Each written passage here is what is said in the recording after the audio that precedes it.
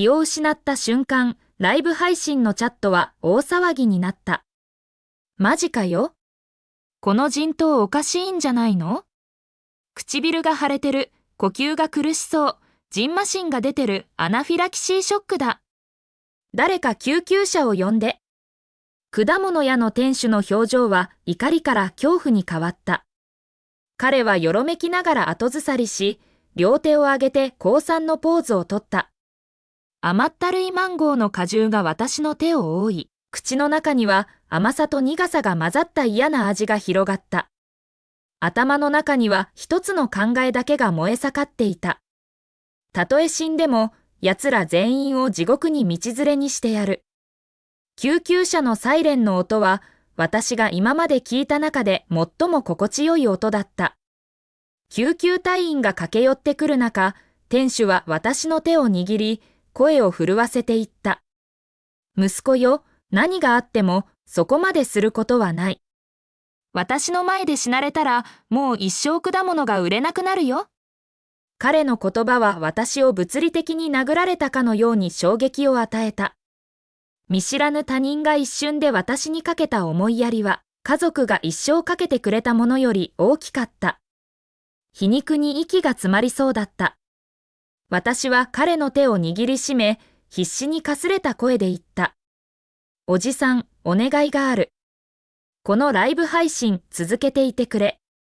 病院までずっと。混乱の中、誰にも気づかれずに、私は彼の屋台から小さな果物ナイフを手のひらに隠し、ポケットに滑り込ませた。チャットにはアドバイスや嘲笑が混ざっていた。おい、兄ちゃん、医療費を負担されるなよ。割に合わないからな。かわいそうな店主。世界一運が悪いな、このサイコパスに遭遇するなんて。待てよ、あれ、俺の同僚じゃないか？普段はすごくおとなしいやつなのに。一体何が起きたんだ？最後のコメントを見て胸がまた痛んだ。残酷なジョークだった。前世、私の無実を信じてくれたのは同僚たちだけだったのだ。あの日、仕事が終わった直後に私は逮捕され、殺人の容疑をかけられた。誤解だと思い、すぐに釈放されると思っていた。すると父が面会に来た。彼の最初の言葉は命令だった。ジュリアン、もうガンナになるな。自白しろ。父親として、もうお前のことはかばいきれない。私はただ彼を見つめ、完全に戸惑っていた。担当刑事のマイルズは正義感の強い男だった。彼は私の襟をつかみ、怒りで充血した目を向けた。この野郎。あの子がまだ18歳だったってわかっているのか？大学に合格したばかりだったんだ。私に対する証拠はありえないほど完璧だった。私の恋人クロエさえも私が被害者を脅迫し拉致する映像を提出したのだ。店主は躊躇した。私は電話を強く握りしめ、私を動かそうとする救急隊員に叫んだ。この配信を続けさせてくれなきゃ病院には行かない。二人の隊員が私を拘束しようとした。一瞬の迷いもなく、私はポケットから果物ナイフを抜き、必死の形相で目を見開いた。近づいたらここで自殺するぞ。チャットが湧き立った。うわ。一体何が起きたんだ？この人、本当に追い詰められてる。あの目つき演技じゃない。完全に壊れちゃったんだ。この人知ってるよ。結婚目前だったんだ。家も車も全部揃ってた。意味がわからない。果物屋店主の心の声、やべえ、ナイフも俺の屋台のものだ。パトカーが到着し、降りてきた男を見て私は全身が硬直した。マイルズ刑事が颯爽と前に進み出て、眉を潜めながらも、声は冷静で落ち着いていた。息子よ、何が問題であれ、警察は助けに来た。後悔するようなことはするな。彼の言葉は私を震えさせた。喉が詰まった。ライブ配信のチャットは静かになった。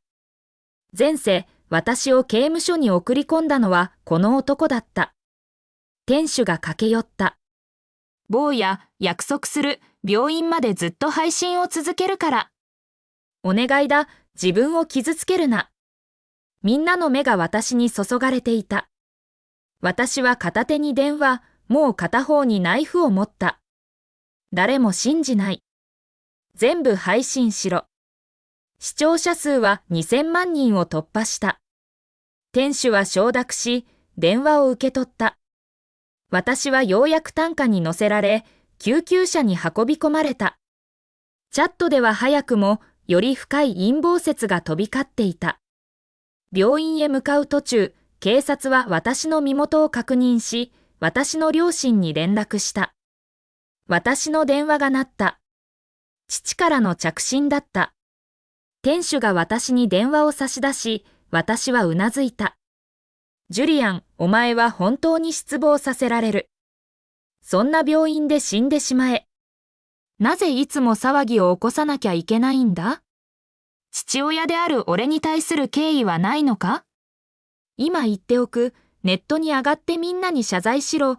さもなければ今夜家には入れんからな。私が返事する前に、彼は電話を切った。チャットの意見は分かれた。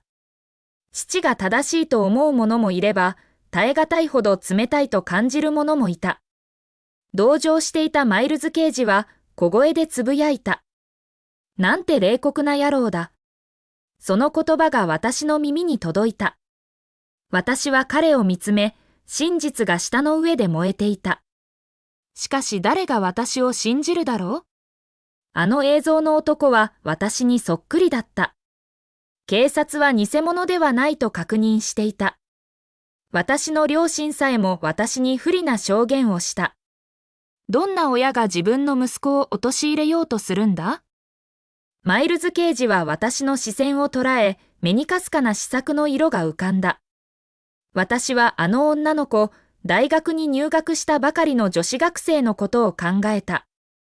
私はあの夜の記憶をかき集め、彼に向かって人差し指を曲げた。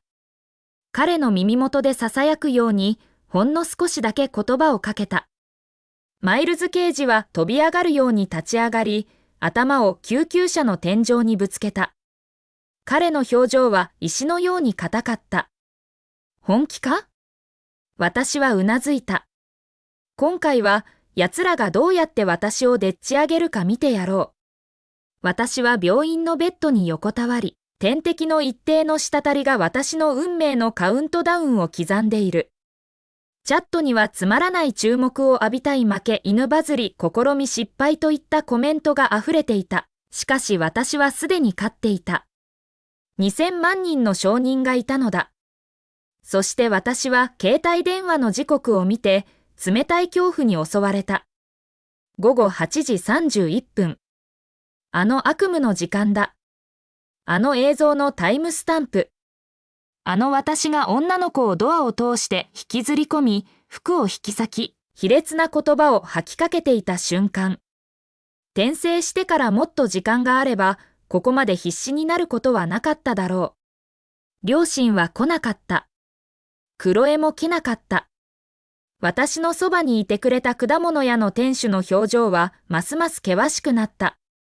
坊や、もしかしたら彼らにも事情があるんだと、彼は私を慰めようとした。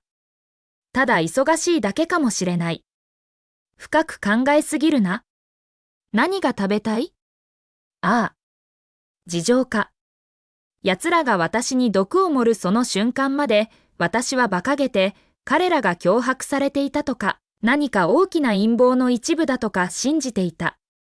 しかし私を殺した後、奴らはすぐに私の遺体を火葬し、メディアに私は恥じて死んだと伝えたのだ。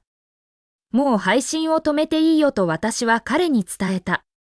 店主が困惑して私を見つめる中、彼の携帯電話が鳴った。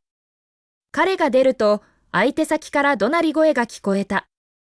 マイルズ刑事だ。ジュリアン賞は意識があるか？変われ。彼は配信を見ていたに違いない。私は電話を受け取らなかった。ただカメラを見つめ、かすかに微笑んだ。刑事さん、どうやって私が知っていたか知りたいですか？数日後には答えがわかりますよ。チャットから溢れる疑問符の中、私は配信を終了した。しかし通話はまだ続いていた。マイルズ刑事の声は怒りで固かった。何が起きるか分かっていたなら、なぜ止めなかった？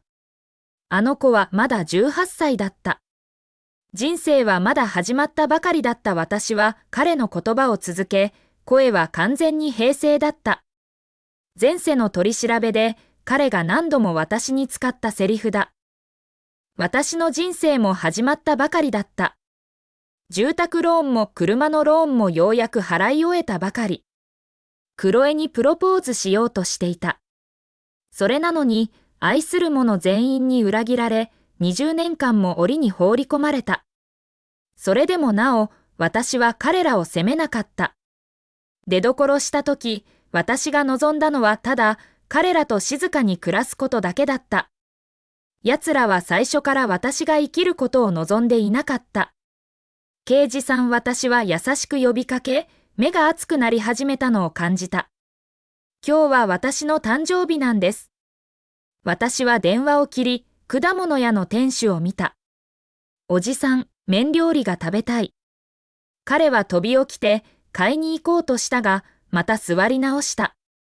彼は携帯電話を取り出し、何かを注文すると私に手渡した。ほら。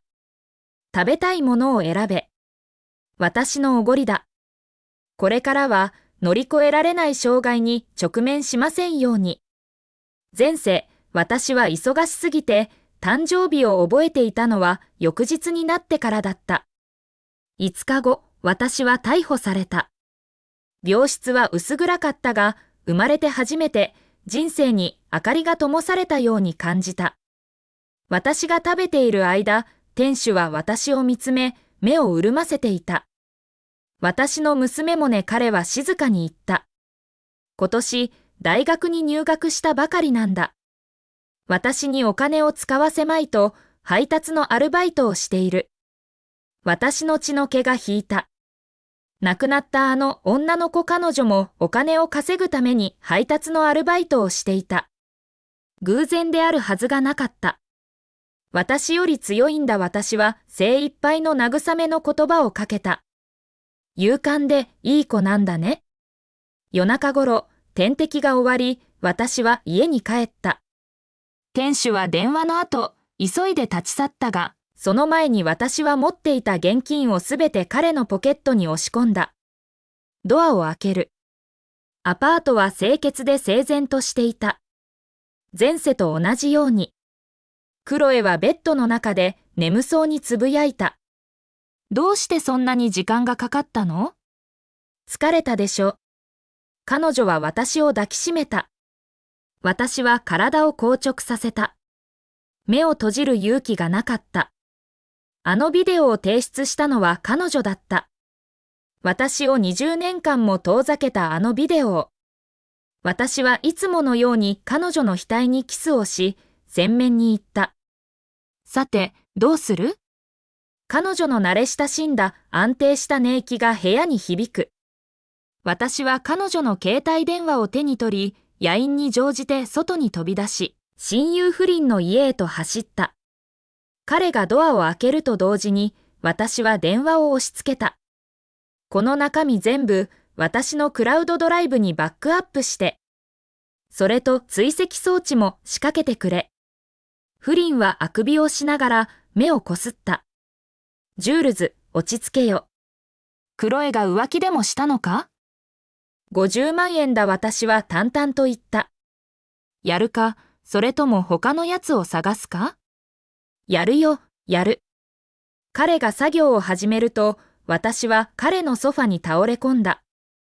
朝5時、私は電話を受け取り、家に帰る途中でクロエの朝食を買うために立ち寄った。不倫の言葉が頭の中でこだました。兄弟、全部調べたよ。何もなかった。お前、取り越し苦労してるんだ。それからの数日は不安の中、ぼんやりと過ぎた。私は遺言書を書き、公証人の前で認証した。私の死後、すべての資産は慈善団体に寄付される。5日目、私は仕事中だった。マイルズ刑事が私のデスクに歩み寄り、険しい表情で言った。